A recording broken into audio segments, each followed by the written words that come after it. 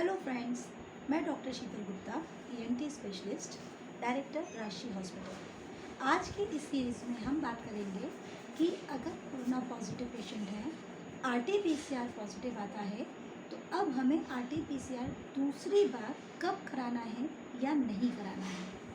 So friends, अगर आपने first time RT-PCR कराया है, तो आरटी-पीसीआर को हम सेकेंड टाइम नहीं कराते हैं। बहुत पेशेंट्स में ऐसा देखा गया है कि सिम्टम्स सारे ख़त्म हो गए हैं, पेशेंट एकदम कंफर्टेबल है, डॉक्टर्स ने जो मेडिसिन एडवाइस किया था उसका कोर्स कंप्लीट हो चुका है और now I am perfectly all right. तो सबसे पहला क्वेश्चन वो यही पूछते हैं कि मैम अब हमें आरटी-पीसीआर कब कराना है कि जिससे मैं पता कर लूँ कि मैं पॉजिटिव से नेगेटिव हो गया हूँ या नहीं हो गया। तो उस कंडीशन में हम बोलना चाहेंगे कि आरटी-पीसीआर हम नेक्स्ट टाइम नहीं कराते हैं। क्यों नहीं कराते हैं?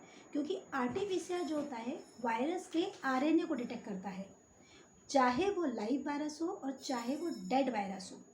अब जब आपने ट्रीटमेंट ले लिया है, आपकी इम्यूनिटी ने काम किया है, आपका वायरस डेड हो गया है, आपके सिम्टम्स ख़त्म हो गए, लेकिन क्योंकि आरटी-पीसीआर डेड वायरस को भी डिटेक्ट करता है, इसीलिए अभी भी वो टेस्ट आपका पॉजिटिव ही आएगा। बहुत पेशेंट्स में आरटी-पीसीआर 1 महीने तक पॉजिटिव रहता है और बहुत पेशेंट्स में ये 2 से 3 महीने तक भी पॉजिटिविटी दिखाता है और पेशेंट टेंशन लेता है कि मैडम मेरा टेस्ट अभी भी पॉजिटिव आ रहा है। सो फ्रेंड्स, आरटी-पीसीआर सिर्फ एक बार किया जाता है ये देखने के लिए कि वायरस आपकी बॉडी में एंटर हुआ है या नहीं। नेक्स्ट टाइम हम ये टेस्ट नहीं कराते हैं।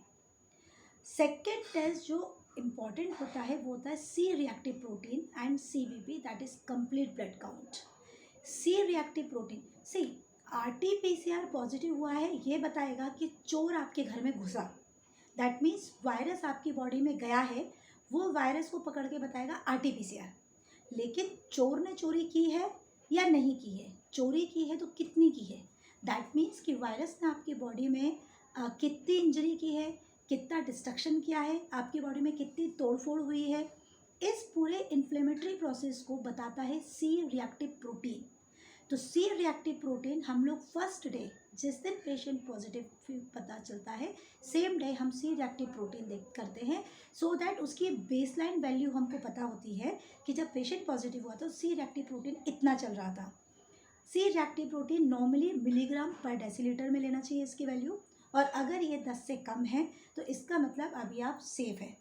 बाई चांस ट्रीटमेंट लेने के बाद भी अगर आपके सिम्टम्स बढ़ रहे हैं, अगर आपका फीवर बढ़ रहा है, आपका कफ बढ़ रहा है या जो भी अदर सिम्टम्स है, अगर आपको ऐसा लग रहा है कि वो एग्रवेट हो रहा है, आपको बहुत अनईजी फील हो रहा है, उस कंडीशन में हम सीआरपी अगेन सेकेंड टाइम कराते हैं और उसकी बेसलाइन वैल्यू जो पहले दिन हमने कराया था उससे हम कंपेयर करते हैं।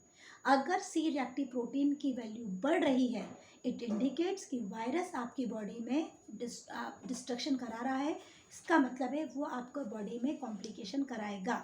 So with in 7 days do remember, 7 दिन के बाद जो हम इंजेक्शन का नाम सुनते हैं रेमसिडेनाविर, रेमसिविर का 7 दिनों के बाद कोई भी रोल नहीं है, वो इफेक्टिव नहीं रहता है। तो विद इन 7 डेज अगर किसी पेशेंट का सी रिएक्टिव प्रोटीन बढ़ रहा है तब उस पेशेंट को हम लोग रेमसिविर इंजेक्शन स्टार्ट कर देते हैं। नॉर्मली स्टेरॉइड्स स्टार्टिंग में नहीं देना चाहिए क्योंकि स्टेरॉइड देने से आपकी बॉडी की इम्यूनिटी वीक होती है और यहाँ पर वायरस के जाने से भी इम्यूनिटी वीक हो रही है।